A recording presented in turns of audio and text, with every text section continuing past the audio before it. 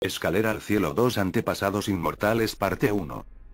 La corta vida de Alejandro el Macedonia murió a los 33 años en Babilonia estuvo llena de conquista, aventura, exploración. Un deseo ardiente de llegar a los confines de la tierra, de desentrañar los misterios divinos. No fue una búsqueda sin rumbo fijo. Hijo de la reina Olimpia y presumiblemente de su esposo el rey Felipe II, fue instruido por el filósofo Aristóteles en todo tipo de sabiduría antigua.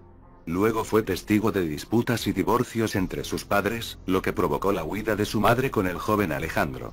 Hubo reconciliación, luego asesinato. El asesinato de Felipe llevó a la coronación de Alejandro cuando tenía 20 años. Sus primeras expediciones militares lo llevaron a Delfos, sede del famoso oráculo. Allí escuchó la primera de varias profecías que le auguraban fama, pero una vida muy corta. Alejandro, impávido, partió como hicieron los españoles casi 1800 años después para encontrar las aguas de la vida. Para hacerlo, tuvo que abrir el camino hacia el este. Fue a partir de ahí que él habían venido Dios, el gran Zeus, que nadó a través del Mediterráneo, desde la ciudad fenicia de Tiro hasta la isla de Creta. Afrodita, que también vino del otro lado del Mediterráneo, a través de la isla de Chipre. Poseidón, que trajo consigo el caballo de Asia Menor. Atenea, quien llegó a Grecia al olivo de las tierras de Asia Occidental. Allí también, según los historiadores griegos, cuyos escritos estudió Alejandro, estaban las aguas que mantenían a uno para siempre joven. Estaba la historia de Cambises, hijo del rey persa Ciro, que pasó por Siria, Palestina y el Sinaí para atacar Egipto. Derrotando a los egipcios, los trató con crueldad y profanó el templo de su dios Amnios. Luego tomó en su corazón ir al sur y atacar a los etíopes longevos. Al describir los eventos, Heródoto escribiendo un siglo antes que Alejandro dijo, Historia, libro 3. Sus espías fueron a Etiopía, con el pretexto de llevar regalos al rey, pero en realidad para tomar nota de todo lo que veían, y sobre todo para observar si realmente existía lo que se llama la Mesa del Sol en Etiopía. Al decirle al rey etíope que 80 años era el período más largo de la vida del hombre entre los persas, los espías emisarios lo interrogaron sobre la supuesta larga vida de los etíopes. Confirmando esto, el rey los condujo a una fuente, donde cuando se lavaron, encontraron su carne brillante y lustrosa, como si se hubieran bañado en aceite. Y de la primavera salió un olor parecido al de las violetas. Al regresar a Cambises, los espías describieron el agua como tan débil, que nada flotaría sobre ella, ni madera ni ninguna sustancia más liviana, pero todo se fue al fondo. Y Heródoto señaló la siguiente conclusión. Si el relato de esta fuente es cierto, sería su uso constante, los etíopes, del agua de ella, lo que los hace tan longevos. La historia de la fuente de la juventud en Etiopía y de la violación por los Cambises persas del templo de Amón tuvo una relación directa con la historia de Alejandro. Esto se refería a los rumores de que él no era realmente el hijo de Felipe, sino el hijo de una unión entre su madre Olimpia y el dios egipcio Amón, Cid. 3. Las tensas relaciones entre Felipe y Olimpia solo sirvieron para confirmar las sospechas. Como se relata en varias versiones de Pseudo-Calístenes, la corte de Felipe fue visitada por un faraón egipcio a quien los griegos llamaban Nectanebus. Fue un maestro mago, un adivino. Y en secreto sedujo a Olimpia. Sin que ella lo supiera en ese momento, en realidad era el dios Amón, que había acudido a ella, disfrazado de Nectanebus. Y así fue que cuando dio a luz a Alejandro, dio a luz a un hijo de un dios.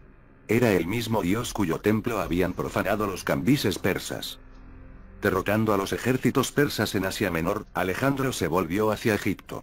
Esperando una fuerte resistencia por parte de los virreyes persas que gobernaron Egipto, se asombró al ver esa gran tierra caer en sus manos sin ninguna resistencia. Un presagio, sin duda.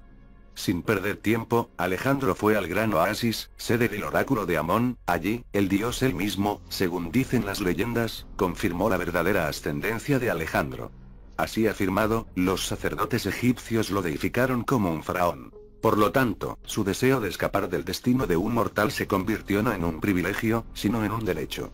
De ahora en adelante, Alejandro fue representado en sus monedas como un Zeus Amón con cuernos Cid. 4. Luego, Alejandro se dirigió al sur, a Karnak, el centro del culto de Amón. Había más en el viaje de lo que se veía. Un centro religioso venerado desde el tercer milenio antes de Cristo, Karnak era un conglomerado de templos, santuarios y monumentos a Amón construidos por generaciones de faraones. Una de las estructuras más impresionantes y colosales fue el templo construido por la reina Hatshepsut. Más de 1000 años antes de la época de Alejandro. Y también se decía que ella era hija del dios Amón, concebida por una reina a quien el dios había visitado disfrazado. Sea lo que sucedió allí, nadie lo sabe realmente. El hecho es que en lugar de dirigir a sus ejércitos de regreso al este, hacia el corazón del imperio persa, Alejandro seleccionó una pequeña escolta y algunos compañeros para una expedición aún más al sur.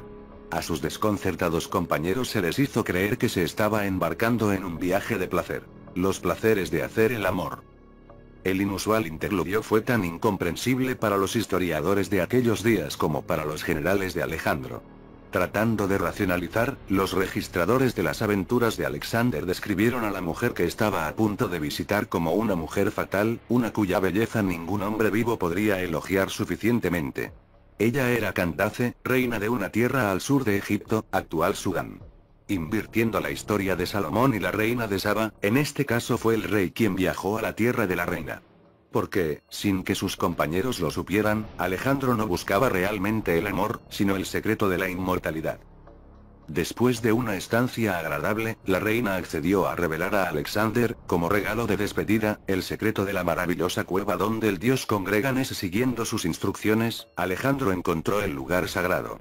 Entró con algunos soldados y vio una neblina iluminada por las estrellas. Y los tejados brillaban, como iluminados por estrellas. Las formas externas de los dioses se manifestaron físicamente. Una multitud los estaba sirviendo en silencio. Al principio él, Alejandro, estaba asustado y sorprendido. Pero se quedó para ver qué pasaba, porque vio unas figuras reclinadas cuyos ojos brillaban como rayos de luz. La visión de las figuras reclinadas, con ojos que emitían rayos de luz, hizo que Alejandro se detuviera en seco. ¿Eran ellos también dioses o mortales divinizados? Entonces fue sorprendido por una voz. Una de las figuras había hablado. Y hubo uno que dijo: un saludo alegre, Alejandro. ¿Sabes quién soy? Y él, Alejandro, dijo: no, mi señor. El otro dijo: soy Sesonchusis, el rey conquistador del mundo que se ha unido a las filas de los dioses. Alexander estaba lejos de sorprenderse, como si se hubiera encontrado con la persona que había buscado. Su llegada aparentemente se esperaba. Alejandro fue invitado a entrar, para el creador y supervisor de todo el universo. Él entró, y vio una neblina brillante como el fuego. Y, sentado en un trono, el dios que había visto una vez adorado por los hombres en Rocótite, el señor Serapis. En la versión griega, era el dios Dioniso. Alexander vio su oportunidad de sacar a relucir el asunto de su longevidad. Señor Dios, dijo, ¿cuántos años viviré? Pero no hubo respuesta del dios. Entonces Sesonchusis buscó consolar a Alejandro, porque el silencio de Dios hablaba por sí mismo. Aunque yo mismo me he unido a las filas de los dioses, Sesonchusis dijo. No fui tan afortunado como tú, porque aunque he conquistado el mundo entero y subyugado a tantos pueblos, nadie recuerda mi nombre. Pero tendrás gran renombre, tendrás un nombre inmortal incluso después de la muerte. De esta manera, consoló a Alejandro.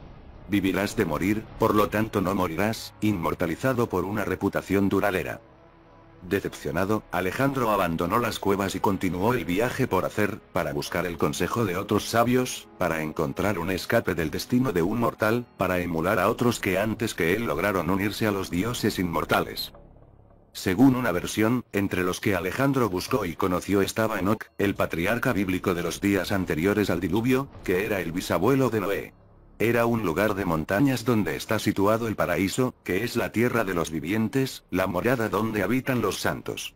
En la cima de una montaña había una estructura reluciente, desde la cual se extendía hacia el cielo una enorme escalera, hecha de 2500 losas doradas. En una gran sala o caverna, Alejandro vio figuras de oro, cada una de pie en su nicho, un altar de oro y dos enormes candeleros que medían unos 20 metros de altura. En un lecho cercano se reclinó la forma de un hombre que estaba envuelto en una colcha con incrustaciones de oro y piedras preciosas, y encima de ella, labrada en oro, había ramas de una vid, con su racimo de uvas formado por joyas. El hombre de repente habló, identificándose como Enoch. No fisgonees en los misterios de Dios, advirtió la voz a Alejandro. Atendiendo la advertencia, Alejandro se fue para reunirse con sus tropas. Pero no sin antes recibir como regalo de despedida un racimo de uvas que milagrosamente fueron suficientes para alimentar a todo su ejército.